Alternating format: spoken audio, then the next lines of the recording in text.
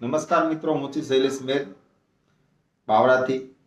અત્યારે આપણે જોઈ રહ્યા છીએ કે જ્યારે આ વિચ્છેદ સંમેલન થવા જઈ રહ્યું છે ત્યારે તારીખ 9/3/2025ના રોજ ત્યારે ઘણા લોકો આ સંમેલન ન થાય તેના માટે જે અમુક પાર્ટી દ્વારા બોલાવવામાં આવી રહ્યું છે કે આ સંમેલનમાં જવું નહીં. કેમ ભાઈ?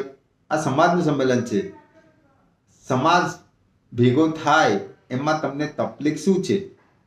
અને સમાજ કોઈ ચૂંટણી લડવા માટે તો ભેગો થતો નથી.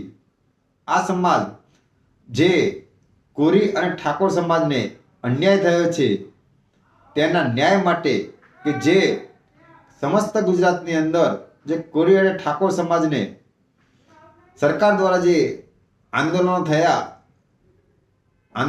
સરકાર દ્વારા જે કેસ કરવામાં આવ્યા છે તે કેસ પાછા લેવામાં આવે એના માટે આ સંમેલન થઈ રહ્યું છે. ઓબીસી જે અત્યારે ઓબીસીના મત પ્રમાણે જે કોરી ઠાકોર સમાજના જે અન્યાય થઈ રહ્યો છે કે ઓબીસીની અંદર 140થી વધારે જાતિઓ આવી રહી છે, એની અંદર કોરી ઠાકોર સમાજને 60% જેટલો પણ લાભ થતો નથી. તો એના માટે એક ઓબીસી સમાજનું અંદર વર્ગીકરણ કરવામાં આવે અને કોરી ઠાકોર સમાજને અલગથી અનામત આપવામાં આવે તે પણ ચર્ચા આ મહાસંમેલનની અંદર થવાની છે. તો કેમ ભાઈ, તમને તકલીફ શું છે? શું તકલીફ છે તમને કે આ સમાજ ભેગો થઈ રહ્યો છે? તમને ખાલી મજા એની અંદર જ છે કે કોઈ ચૂંટણી આવે અને સંમેલનો થાય ત્યારે તમને કોઈ તકલીફ નહીં? અને આજે સમાજ ન્યાય માંગવા માટે આજે ભેગો થઈ રહ્યો છે તો તમને તકલીફ છે? તમને શરમ આવી જોઈએ કે ભાઈ હું વિરોધ કોનો કરું છું? તમે સમાજના થઈ સમાજનો વિરોધ કરો છો. તમને ધિક્કાર છે, ધિક્કાર કે આ સંમેલન મળવા જઈ રહ્યું છે મહાસંમેલન, અને એમાં તમે વિરોધ કરી રહ્યા છો. એટલે ભાઈ તમે કોઈની વાતોમાં ના આવો. કોઈ તમારે ત્યાં દાણા નાખી નથી જવાના.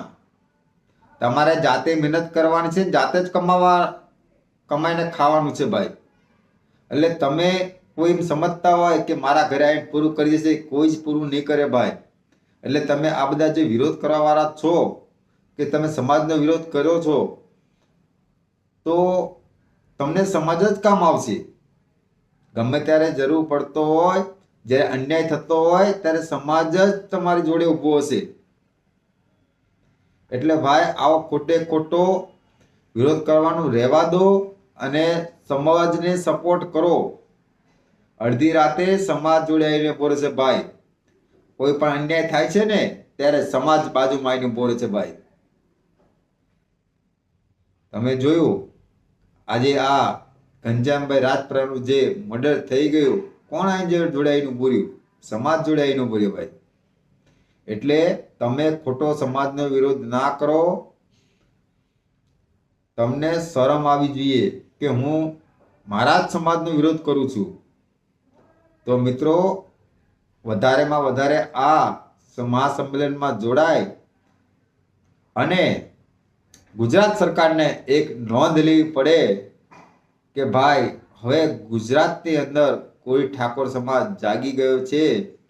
એટલે જે હવે અન્યાય થતો હશે એ અન્યાય હવે બંધ કરવો પડશે. કારણ કે અત્યાર સુધી આપણા મહાસંમેલન થયા માત્ર ને માત્ર ચૂંટણી તાણે